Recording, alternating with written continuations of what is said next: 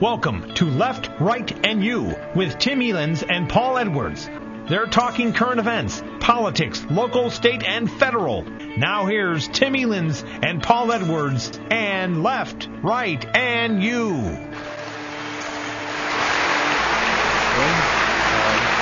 a special show today. Paul Edwards is not in today, so we have a special guest, Jeff Ward. Hey, Tim. Bacon, how are you? Good, how are you? Glad you can make it. Thanks for having me. Yeah, it was kind of a last thing with the storm and everything. We gave you a call and said, get in here, and here you are. Appreciate it. No problem. Thank you. How you doing? Good. Yeah? Good, you know. Appreciate the weather? I suppose the weather could be worse. The columns writing's going pretty well, and, Well, good. thankfully people are still subscribing to newspapers. Not a lot of them, but they're still. I go online now. I get everything. So I'm one of Thanks. those. I don't want to pay $1 for a paper. Thanks, Tim. We could just print it on my printers anywhere it goes. Yeah. So we have a special show today. Yes, we do. And I know, would you like to introduce our guests that we have? Sure. We have Elgin Mayor Ed Schock and Elgin City Councilman Dave Kaptain. Yep. And they are both running for mayor of Elgin. Yep. And that's it's going to be an interesting race. And like I said to both of them, no matter who wins this race, Elgin's going to lose a good public servant because we think you're both very good. Although this is one start the tone for the show anytime. Although this is one of those rare cases where you don't have to vote against someone.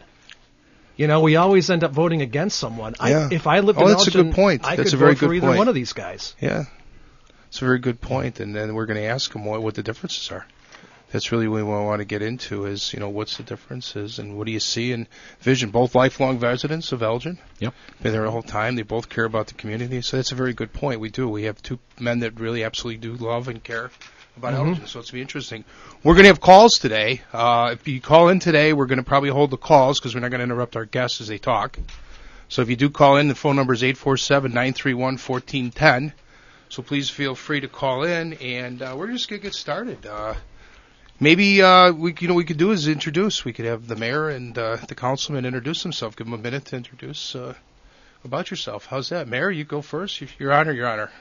How's that? I don't care. I answered anything and a lot of other things. Well, I've been a lifelong resident, as you mentioned. I served on the Planning and Land Use Commissions for 6 years each, 12 years before I ran for City Council in 1993. I ran for City Council on the issue of neighborhoods. In particular, I advocated the big issue in that election was rental properties. I advocated licensing of rental properties and regular inspection of rental properties. The City Council had just, prior to that election, taken a very weak stance, in my view, calling for just registration of rental properties, and it really got me going, and that's what caused me to run for elective office. And then in 1999, I ran for mayor of Elgin against an incumbent, was elected, and have been elected 2 other times since. So I'm in my 12th year as mayor of Elgin, and I've enjoyed every minute of it. I have a great passion for the city of Elgin. I love this community. And in spite of what I think are a lot of accomplishments, I think Elgin's best days are ahead of it. Okay, thank you. Councilman. I'm also a lifelong resident of Elgin, 63 years. I served on the Planning Commission in Elgin for 6 years. I came out of the neighborhoods. I was served as president of the neighborhood association where I live for 10 years. And when I moved away from that position, I became I involved in a group called the Elgin Community Network, which is an umbrella group for neighborhood associations. And I've been the executive director of that group for 10 years. I currently serve on the Neighborhood Housing Services Advisory Council for Fox Valley and serve on the Central Board for Neighborhood Housing Services of Chicago. And I've been a councilman now for, it'll be 6 years in April. And I've enjoyed my time there, and I think that I agree that there are good times ahead of us. We've got a rough patch in Elgin right now, but I think the good times are before us, and I think the good times are before everybody. Good. Okay, Councilman. I guess what we're going to do is we're going to ask you a question. We're going to go back and forth with Jeff and I, unless we get interrupted by callers that throw us off. And I'll let Jeff ask you the first question. Okay. And the first question will be for Mayor, and then you'll have a chance to respond, Councilman. Okay?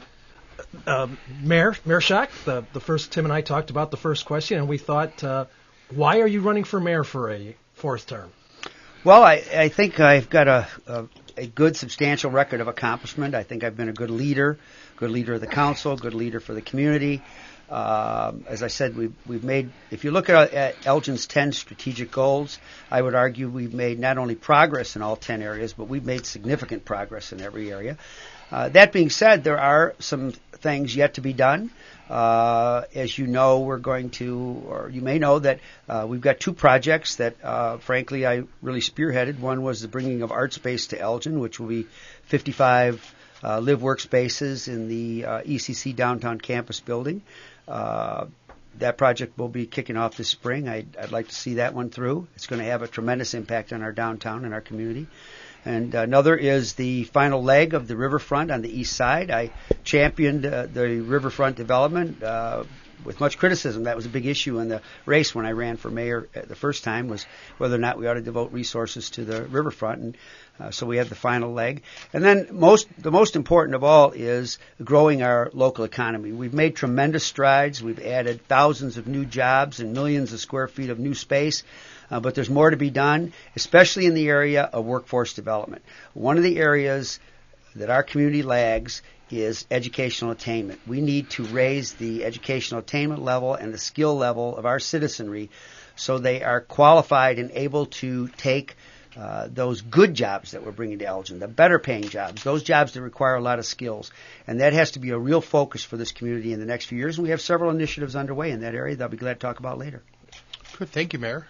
Councilman Kaptain, same question. Why are you running for mayor? Okay, I've been a councilman for 6 years, and I can't tell you the number of times that people have approached me and say, Dave, why don't you run for mayor?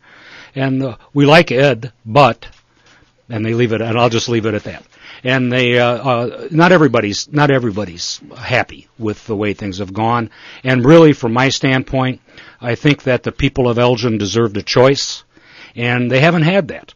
Last term, Ed ran unopposed, and the time before that, the candidates were not qualified. I'm a qualified candidate that can run this. It's a large city, and I'm been successful in just about everything that I've been involved in, and I don't have any doubt that I can lead this community and be a successful mayor as well. I campaigned 6 years ago when I first came to the council. I came out of the neighborhoods, and I was a very strong neighborhood advocate. And one of the things that I wanted to do when I campaigned 4 years ago was to make Elgin a more sustainable community. And I've brought that concept to the city. It was something that really wasn't on the radar screen a few years ago, and it's something now that the community has adopted. The council has adopted the concepts of sustainability, and I would like to be mayor because I would like to further those agendas along. There are things that need to be done. Our neighborhoods are more at risk now, I feel, than they were 10 years ago. One of the reasons is economic climate, and we've had a number of foreclosures. We have over 1,000 foreclosures in the city of Elgin. We have vacant homes that need to be addressed, and that has started to put our neighborhoods at risk, and I will work to address those issues. Thank you, Councilman. This is great. Tim? I was going to answer the next question. Question was going to be, is Elgin a better or worse city in the last 10 years? About the time. From the time you go, really rephrase it. Since you've grown up as lifelong residents, I think Elgin has a better appearance than. I'm stumbling on my words. I apologize. No, that's okay. And since you've grown up your lifelong. Yeah, and I think I know where you're headed, and it's a hard thing to quantify. It's not something that you can put on a grade, give it a grade or a scale, because you make advances in one area, but you may lose ground in another. And the one I just pointed out is the number of foreclosures, and that's not. It's not the fault of anybody that's serving on the city council. It's a fact that we have to deal with. And in that respect, we're more at risk than we were, and we need to address those issues. Our downtown redevelopment has been going on for 5 or 6 years, and that project will be coming to a close here. So we've seen some changes in the downtown. We've seen some growth in the far west area, but as a whole, I think that as we look back, again, it's a really a hard thing to quantify, and I think that in my neighborhood, for example, I think that I look at those vacant houses, and it's really a problem for us. We have our income as a city has grown a little bit less than those around us. We haven't competed as well with people in our community. Our poverty rate is growing faster than any other suburban community other than Waukegan. We have 15% people in poverty level, and that's a problem. I think we need to pay attention to those people as well. Okay, thank you, Mayor. I think, as I said, argument can be made that the city is better off today than it was 10, 12, 15 years ago, and it's borne out by most of the data. Crime is at a 12-year low, both regular crime and gang crime. Gang crime's down 60% since I became mayor. Serious crime's down 50%. That's progress, undeniable progress. And I'm not saying I'm out arresting the bad guys, but there were critical decisions made along the way that were policy decisions. And one of those most important policy decisions was embracing the concept of community policing, the rope officer program that put 9 or 10 officers out into the community and homes. Those were controversial decisions. They passed the council on 4-3 votes, split votes, and I was on the right side of those. So that's something you do that makes a tangible and measurable difference. Incomes are higher than they were 12 years ago. Home prices, in spite of the recession and the drop in home values, are higher than they were 12 years ago. The downtown is unarguably better than it was 12 years ago, and the best proof of that is property values in the downtown, in spite of the recession, are rising. Our TIF district, which is a great measure of that because all the money that goes into the TIF is the increments that's captured from increased property value, is exceeding our expectations. That says all the properties in the downtown are going up faster than we'd anticipated. So the downtown has become much more viable. We have new restaurants, new businesses, new energy, new involvement. We have a great downtown organization. The riverfront was the scourge of the Fox Valley when I became mayor, and I ran on the issue of attention to the riverfront. Now we have a riverfront second to none, open for recreation, biking, walking, beautiful paths. Walton Island, the scene of weddings. I mean, all of that is measurable, significant, substantial progress. So I would say that, yes, our neighborhoods are far better off. When I got elected, we didn't have a code department. The fire department did it part-time. That was another issue on which I ran, and now we have a code department. Not only a code department, we have a great code department. We have apartment licensing and inspection. We have the foreclosed homes, but that's not something under our control. That's a national phenomenon. However, in order to address the potential damage that foreclosed homes can do, I advocated, and the council passed, a measure to inspect foreclosed homes before they're resold and reoccupied so that they don't have outstanding code violations that could be dangerous to those persons who are going to inhabit those homes. So the key is, when you see a problem, what do you do about it? You have to provide leadership, you have to convince your colleagues on the council to take action, and you have to have a plan. And I think I've demonstrated to do that time and time again. Okay, thank you.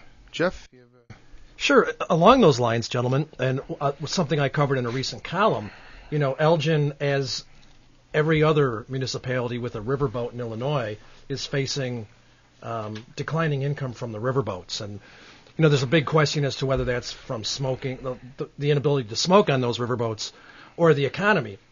But regardless of those issues, we've got a riverboat coming in Des Plaines, and if Governor Quinn's capital bill finally goes through, about 32% of that is going to be funded by video gaming, supposedly.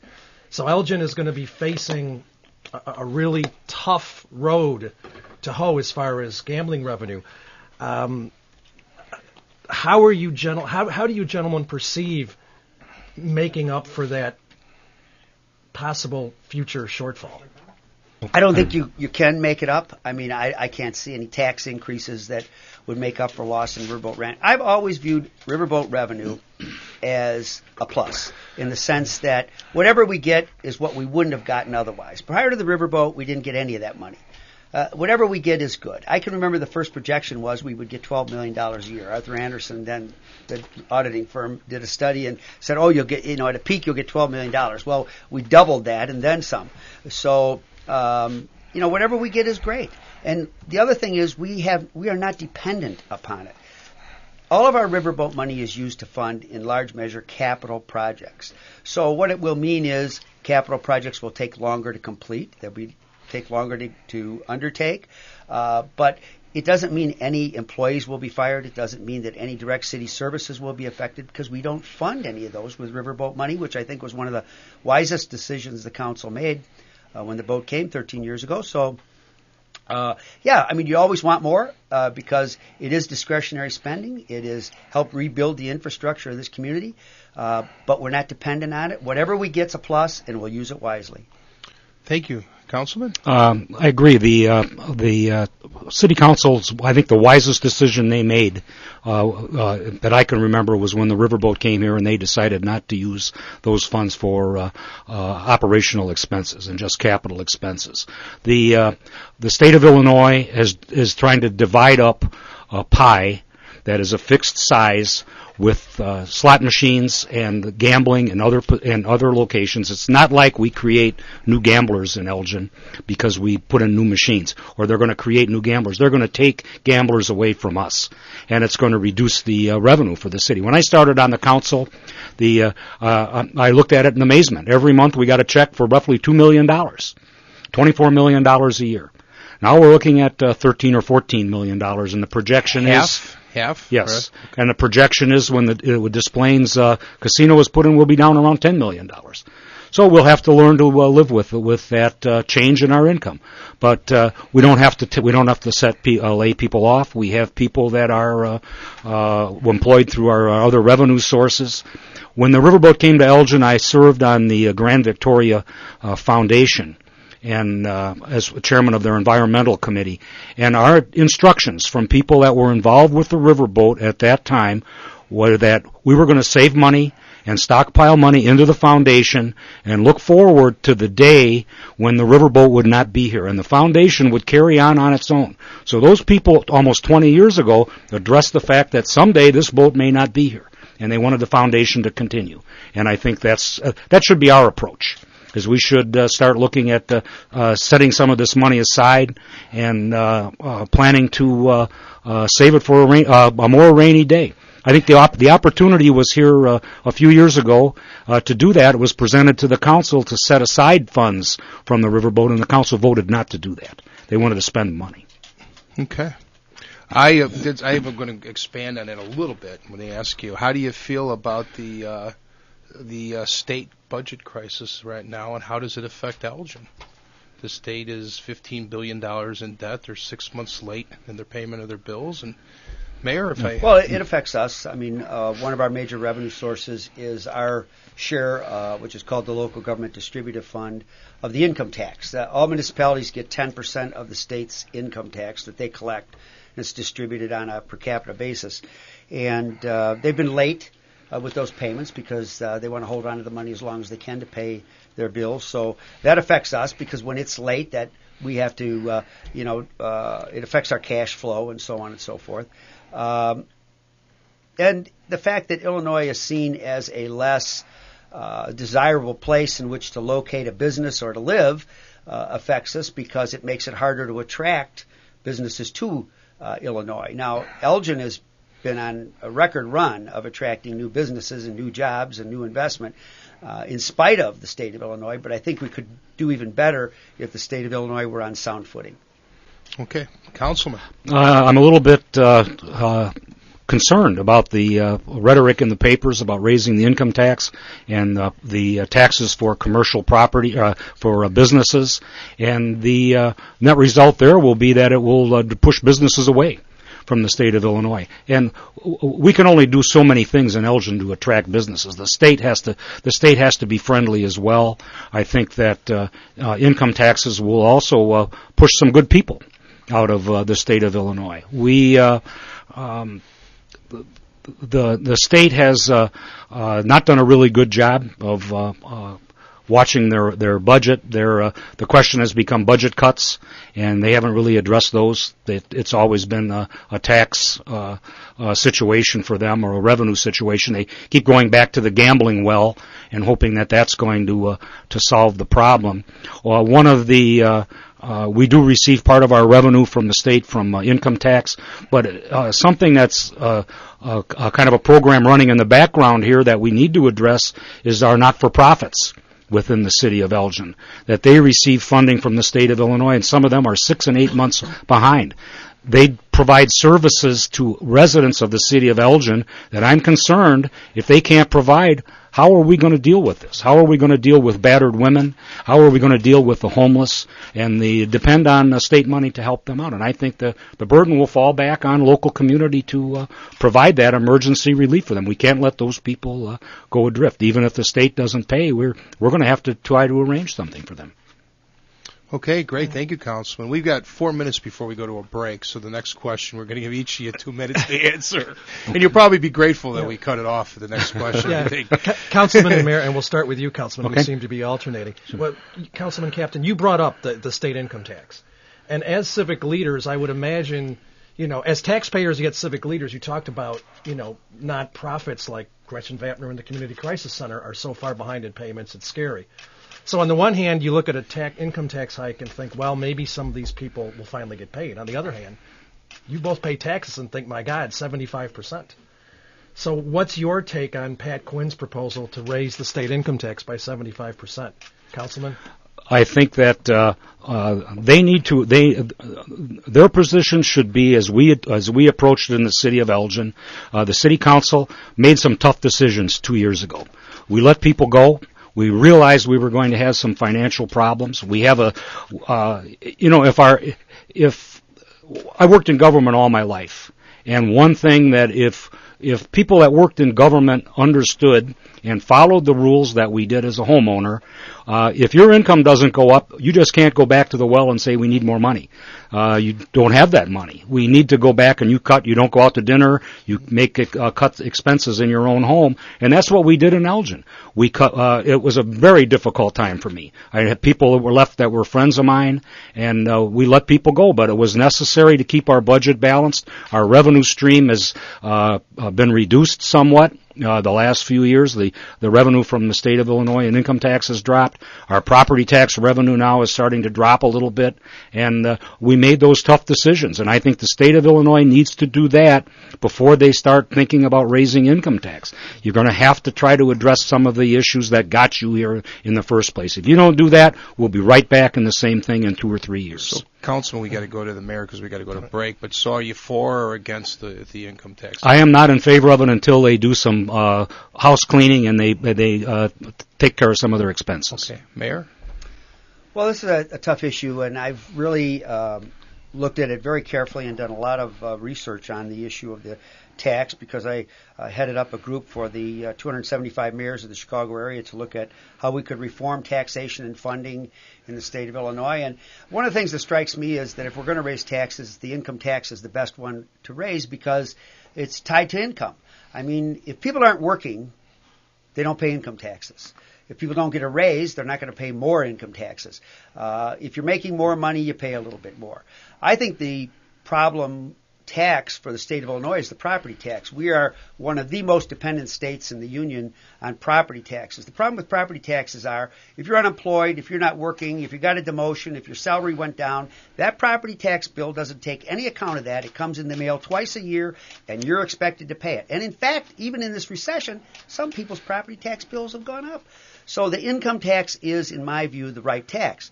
Now, how big it ought to be and so on. The other thing is, you hit on a good point.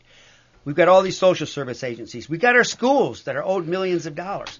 Cuts alone are not going to provide the revenue to fund all of those services. As a matter of fact, Illinois, and this is one of the things I fault them on, the leaders in Illinois have not done a good job of telling people what they've done. We have the fewest number of state employees per capita of all 50 states. This is a lean state. Secondly, we've reduced, the state has cut 25% of the state police. They've made across-the-board cuts. There isn't much left to cut unless you go take another slash at our schools, if you completely eliminate funding for our social service agencies. So I favor a reasonable increase in the income tax. I would hope, and I have lobbied for, a decrease in property taxes, because that is the tax about which I hear most when I'm out talking to Elginites, the burdensome property tax. Okay, Mayor, thank you. We're going to have to take a break, and we'll be back in 5 minutes.